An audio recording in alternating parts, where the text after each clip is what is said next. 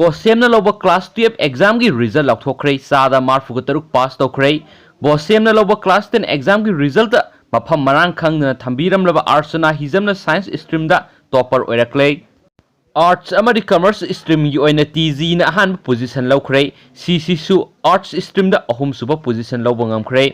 Council of Higher Secondary Education Manipur Kosemna loba sai asigi class 12 exam gi result ngasi Education Minister TS Radeshyamna Babupura da leiba Kosem gi conference hall da laukthokre sahi asigi oina pass tobgi sangsada marfuga taruk oire arts stream da TG Higher Secondary School gi mahairoi khongdram mene kan ahanba position commerce stream da school asimaki mahairoi Justina Yendrem bamna ahanba position takre science stream gi oina Messi Explorer Academy gi mahairoi Arsana Hizamna ahanba position lawba ngamkre Arsana Hizam hokiba kumza English ni ga taraga nipan gi Bosemna lawba class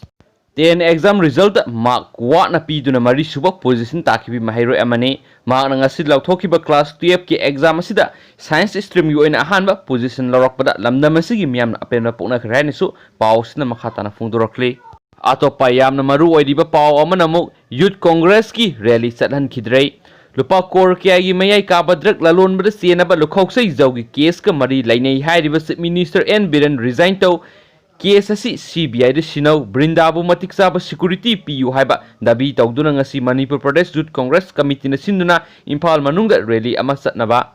honabada city police na satan khidrei Congress bawan dagi Congress ki thamising na banner na singba paiduna BT road rally satnaba tholakpada city police ki osina lusingba team ama na thingki COVID-19 ki matam masida DC ki permission su yaudana social distancing thugaiduna release at pa yaroi haiduna city police ki OC Sudirna Youth Congress ki thamising da wakal tahan ki adubo namduna rally adu satnaba honaki maduda police ki makai ki permission yaudana amadi social distancing thugaiduna release at pa su yaroi haiduna Youth Congress ka thamising adu Congress bawanda sangduna rally chatan kidrei loisilakpada yamna maru oiba masum yamna nungaitaba thawdo ama Manipur da thokpada mayamda share tawjaramge water supply da Tilhat Hidak Thadaramle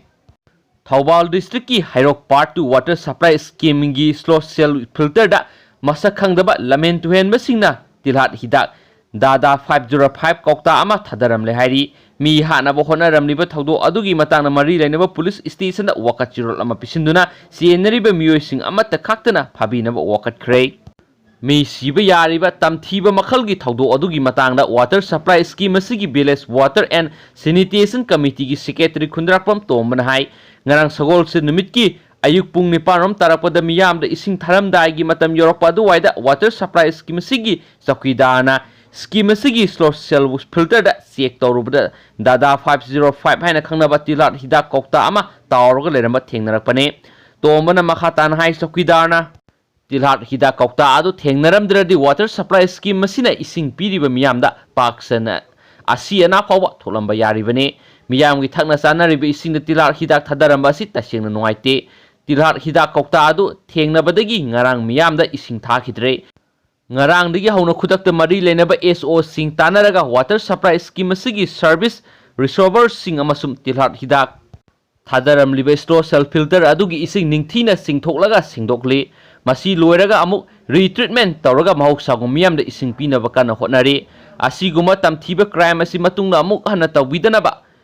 BWSC gi maikaidagi su haiki thawdo asida senariba miyosing phagat pinaba Hairok PS da wakat chirol amasu pisilagani hailoinana senaba singi mathakta ain yoiba pifam thokpa cherak sing phangnaba miyamna amasung BWSC na sem sare haiki